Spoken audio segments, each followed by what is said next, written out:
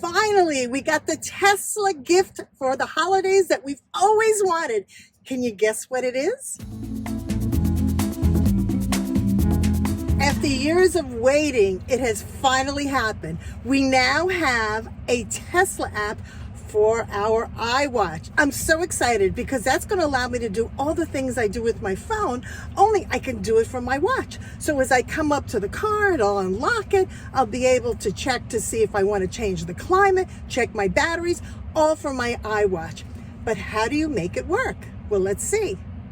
First thing you want to do is make sure you have the most recent versions of all the software. That includes the version for your car, for your iPhone, and the Tesla app for your iPhone. Once you have confirmed that you have the most recent version for all of them, then all you have to do is open up your iPhone, go to the Watch app, scroll down to the point where you see the different apps and it says install. You want to install the Tesla app on your iWatch. Once that's installed, you'll see a message on your iWatch to ask you to set it up. So you hit that, voila!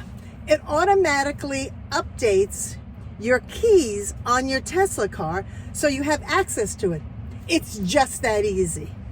So with all the upgrades we've recently got from Tesla, which one's your favorite?